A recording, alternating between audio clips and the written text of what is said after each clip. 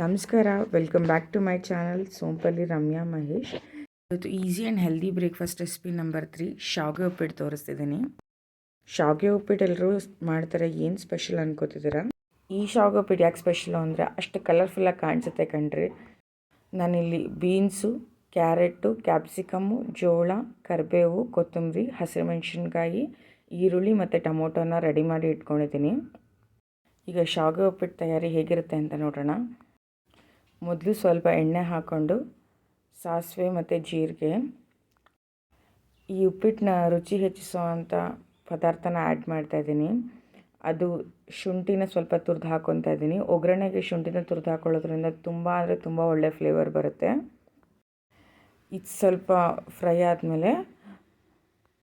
ಸ್ವಲ್ಪ ಕಡಲೆ ಬೀಜ ಮತ್ತು ಕಡಲೆಬೇಳೆ, ಉದ್ದಿನಬೇಳೆನ ಹಾಕ್ಕೊಂಡು ಫ್ರೈ ಮಾಡ್ಕೊಬೇಕು.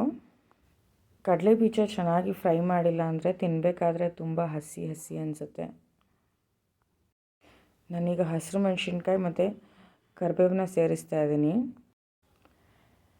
ನೆಕ್ಸ್ಟ್ ಈರುಳ್ಳಿ ಹಾಕೊಂಡು ಸ್ವಲ್ಪ ಫ್ರೈ ಮಾಡ್ಕೊಳ್ಳೋಣ.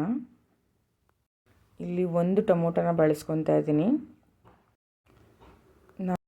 ನಾನು ಕೊನೆಯಲ್ಲಿ ನಿಂಬೆಹಣ್ಣು ರಸ ಸೇರಿಸ್ಕೊತೀನಿ. ನಿಂಬೆಹಣ್ಣು ರಸ ಸೇರಿಸ್ಕೊಳ್ಳೋಕೆ ಇಷ್ಟ ಇಲ್ಲ ಅನ್ನೋರು ಆರಾಮಾಗಿ 2 ಟೊಮೊಟೊ ಹಾಕ್ಕೋಬೋದು. ಸ್ವಲ್ಪ ಜೋಳ ಮತ್ತು ಕೊತ್ತಂಬರಿನ ಸೇರಿಸಿದ್ದೀನಿ. ಇನ್ನು ಉಳಿದಿರೋ ತರಕಾರಿಗಳನ್ನೆಲ್ಲ ನಾವೀಗ ಒಂದೊಂದನ್ನೇ ಸೇರಿಸ್ಕೊಳ್ಳೋಣ. ನಾವು ತರಕಾರಿ ಹಾಕಿದ್ಮೇಲೆ ಅದರಲ್ಲಿರೋವಂಥ ನೀರೆಲ್ಲ ಹೋಗುತ್ತೆ. ಆ ಟೈಮಲ್ಲಿ ನಾವು ಇದಕ್ಕೆ ನೀರು ಸೇರಿಸ್ಕೊಬೇಕು. ನಾವು ತರಕಾರಿ ಬೇಯೋದಕ್ಕೆ ಸ್ವಲ್ಪ ನೀರು ಜಾಸ್ತಿನೇ ಹಾಕ್ಕೋಬೇಕು. ನಾನಿಲ್ಲಿ 3 ಜನಕ್ಕೆ ಅಂತ ಮಾಡ್ತಿದ್ದೀನಿ.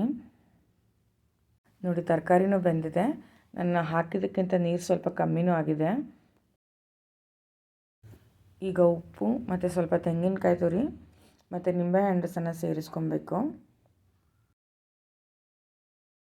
ಚೆನ್ನಾಗಿ ಉಪ್ಪು ಹುಳಿ ಖಾರ ಎಲ್ಲ ಬ್ಯಾಲೆನ್ಸ್ ಆಗುತ್ತೆ. ನಾನಿಲ್ಲಿ ಹುರಿದಿರೋ ಅಂಥ ಶಾವಿಗೆ ತೊಗೊತಾ ಇದ್ದೀನಿ. ಶಾವಿಗೆ ಹುರಿಬೇಕಾದ್ರೆ ತುಂಬ ಕೆಂಪಗೆ ಹುರ್ಕೊಂಡ್ರೆ ಚೆನ್ನಾಗಾಗಲ್ಲ. ನಾನೀಗ ಶಾವಿಗೆ ಹಾಕಿ ಲೋ ಫ್ಲೇಮಲ್ಲಿ ಲಿಡ್ನ ಕ್ಲೋಸ್ ಮಾಡಿ ಬೇಯಿಸ್ಕೊಂಡಿದ್ದೀನಿ. ಈಗ ಮತ್ತೆ 2 ನಿಮಿಷ ಲಿಡ್ ಕ್ಲೋಸ್ ಮಾಡಿ ಗ್ಯಾಸ್ ಆಫ್ ಮಾಡಿ ಬಿಡಬೇಕು. ಶಾವಿಗೆ ಉಪ್ಪಿಟ್ಟು ರುಚಿಯಾಗಿ ಕಲರ್ಫುಲ್ಲಾಗಿ ರೆಡಿಯಾಗಿದೆ. ನಾನಿಲ್ಲಿ ವೀಟ್ ಶಾವಿಗೆನ ಯೂಸ್ ಮಾಡ್ತಾಯಿದ್ದೀನಿ. Thanks for watching. ನಿಮಗೇನಾದರೂ ಈ ವಿಡಿಯೋ ಇಷ್ಟ ಆಗಿದರೆ ಪ್ಲೀಸ್ ಲೈಕ್ ಮಾಡಿ, ಸಬ್ಸ್ಕ್ರೈಬ್ ಮಾಡಿ.